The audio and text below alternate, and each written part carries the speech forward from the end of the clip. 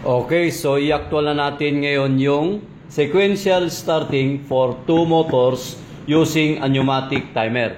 Okay, meron akong dalawang magnetic contactor, contactor 1, contactor 2, then meron akong base ng relay para sa timer. Ito, no? Okay, iwawiring na natin. Ikabit ko na ngayon yung line 1 para sa stop, push button switch. Ito ngayon yung line 1 ko.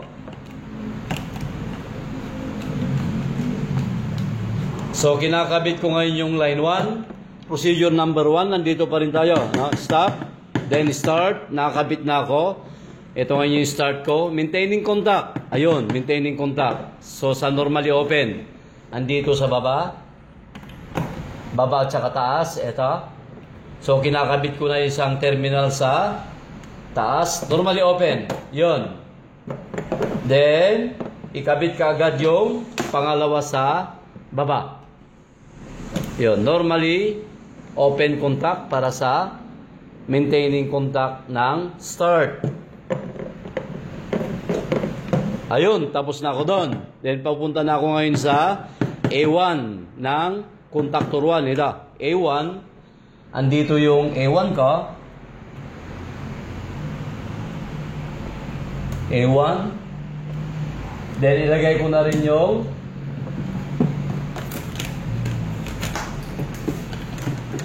coil to coil. Ito. A1.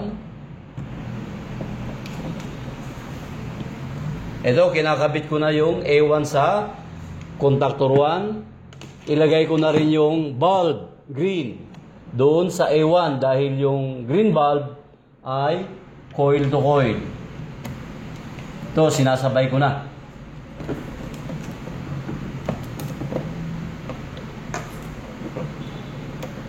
Okay, kinakabit na natin sa A1. Coil to coil, yung bulb. Nandito pa rin tayo. Yun. Then, pupunta ngayon sa A2. Ito, no? A2, papunta sa overload. So, kinakabit ko na yung wire para sa A2.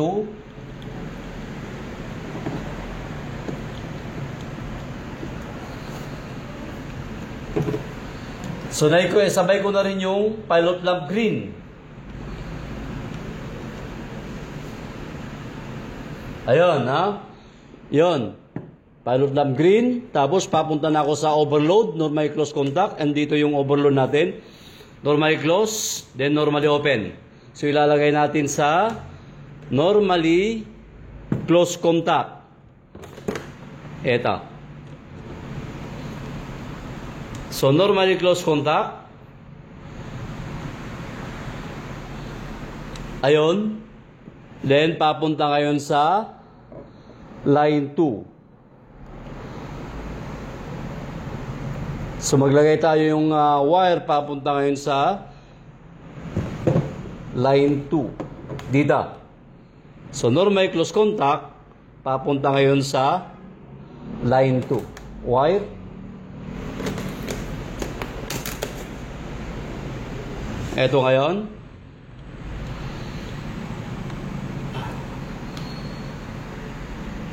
Or, lagay natin yung supply. Ito.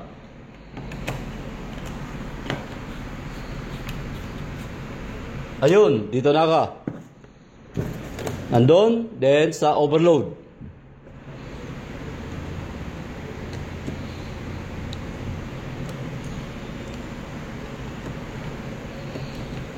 Okay. So, last wire na natin to. Ayun, tapos na tayo rito. Stop, start, C1, green bulb, papunta sa overload, then line 2. Next. So, maglalagay ako ngayon ng jumper sa 7 at saka 8, yung timer. So, coil to coil yung timer, 7, A1, then yung 2, sa A2. Yun, ha? Ayan. Okay, coil to coil. 7. So, maglagay tayo ng wire sa 7.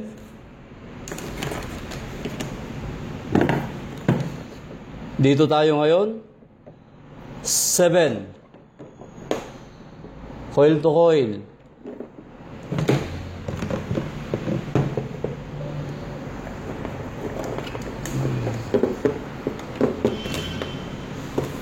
Papunta ngayon sa... Okay, naglagay na ako sa coil A1. Papunta ako ngayon sa terminal 7 ng timer. Ito yung terminal 7 ng timer.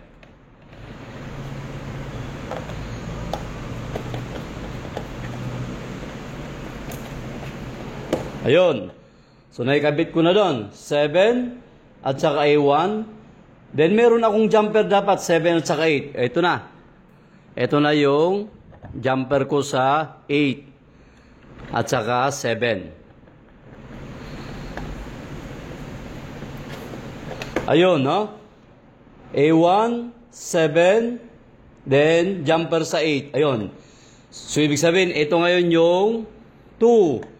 Lagay natin sa A2. Terminal 2 ng timer, papunta sa A2 ng magnetic conductor. Ito, andito yung A2 natin. Coil to coil.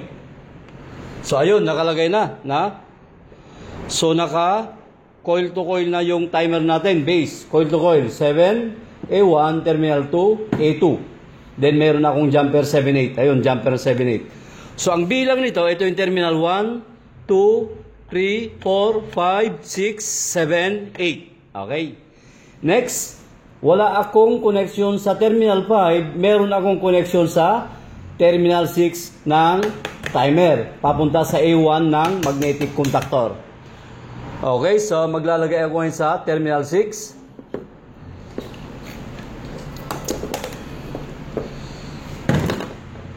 Okay, maglalagay na ako sa terminal 6 ng ng timer, papunta sa A1. Ito yung terminal 6. 1, 2, 3, 4, 5, 6. Papunta sa A1. Ito. So, ito ngayon yung terminal 6 ng timer. Papunta ngayon sa A1 ng magnetic contactor. Kasi itong timer, siya ang magsusupply doon sa magnetic contactor 2. Kaya lalagay ko ngayon to 6. From 6 to A1 ng magnetic contactor 2. Ito ngayon. So, isinabay ko na rin yung green pilot lamp. Ayun. Nandito na ako. Sinabay ko na itong green pilot lamp. Then, next, A2. A2, papunta sa overload nung may close contact. Then, A2 na. Ito ngayon yung terminal A2 ng contactor 2. Okay, nandito na ako. Naikabit ko na yung coil to coil. Coil to coil, green. Then, ito na. Papunta na ako sa overload ng contactor 2. Normally, close contact. Ito ngayon. Normally, close contact. Then, papunta ngayon sa line 2. Then next, ito na tayo ngayon. Normal close contact. Papunta ngayon sa line 2. So, ito ngayon yung normal close contact ng overload sa magnetic contactor 2. Papunta ngayon sa line 2. Isabay ko na yung power circuit. Ito ngayon gagawin kong line 2. Sabay ko na yung power circuit. Ayun. So, ilagay ko na rito sa contactor 1, yung power circuit ng line 2. Line 2 to line 2. Okay, next. Nandun na tayo. So, susunod natin, ikabit na natin tong green pilot lamp. Contactor 1 and contactor 2. Sunod natin yung red pilot lamp ng contactor 1. So, jumper tayo. Dito tayo kukuha. Jumper natin. Ito. Maglagay ako ng jumper para sa red pilot lamp.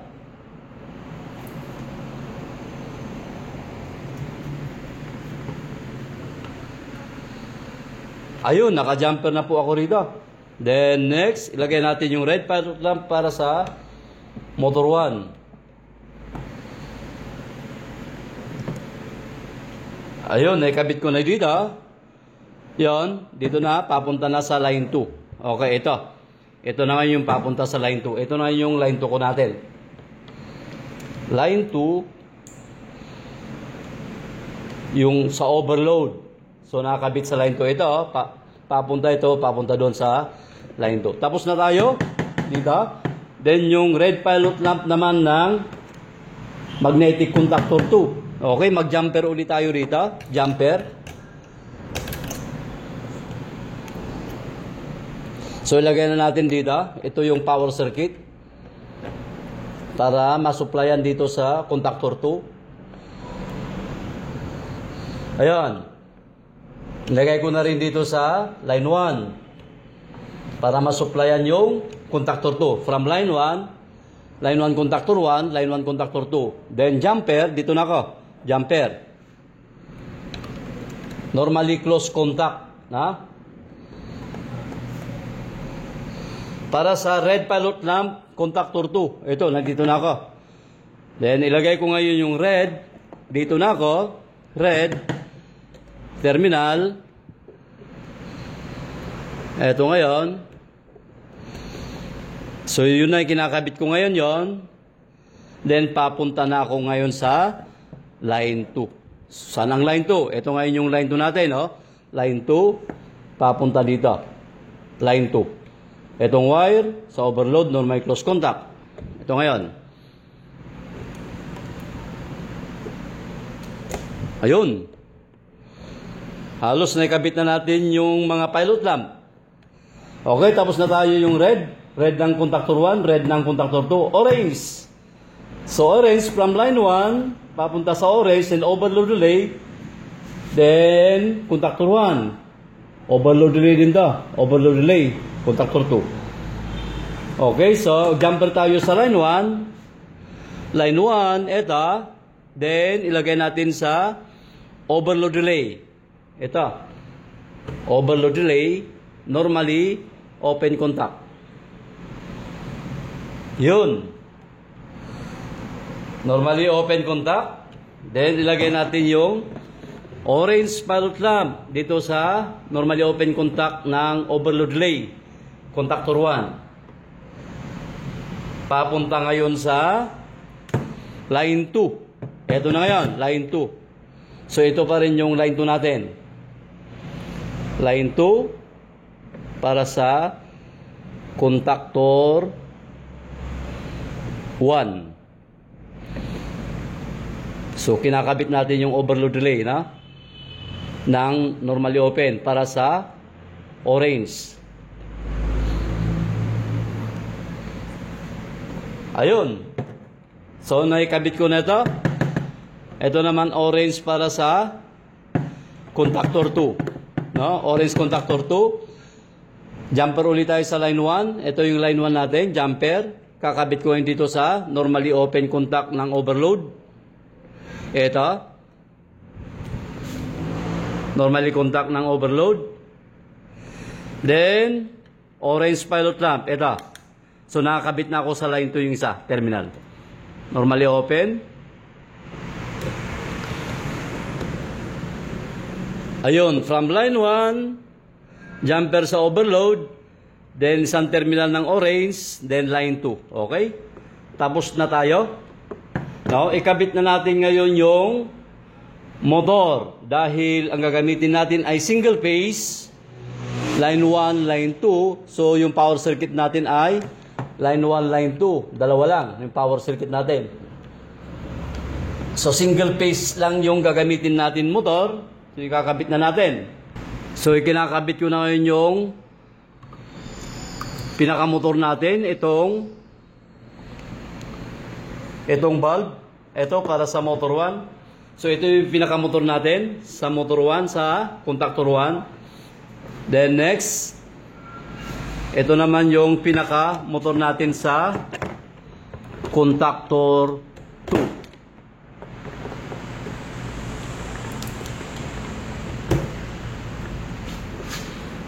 2. Ayan. Halos matatapos na natin.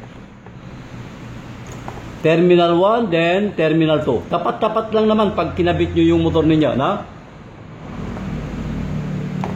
Okay, from line 1, terminal 1, line 2, terminal 2. Ganon din dito, line 1, terminal 1, line 2, terminal 2. Dahil single phase lang naman yung gagamitin natin.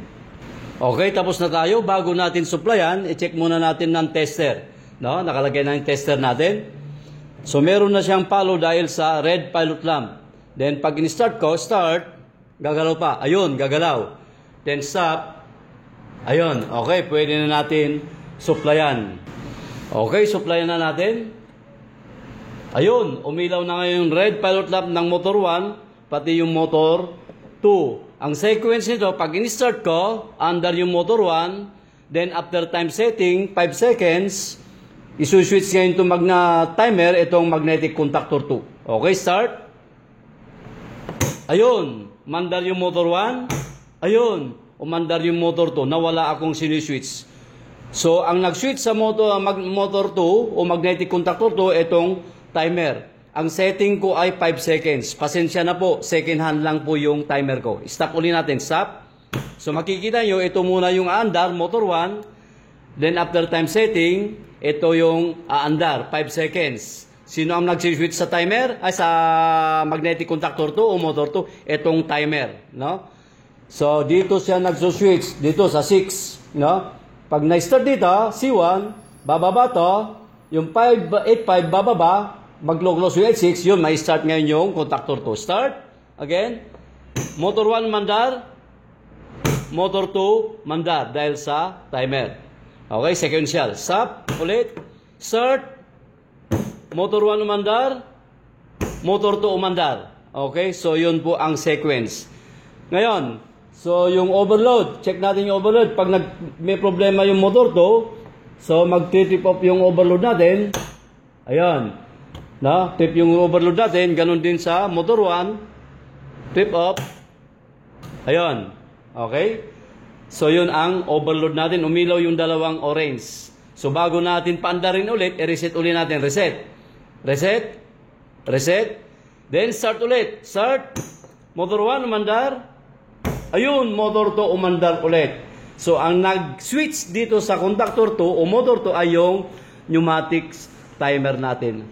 Okay, so again, thank you very much. Sana meron tayong napulot na kaalaman tungkol sa sequential starting for 2 motors using pneumatic timer. Maraming salamat po muli.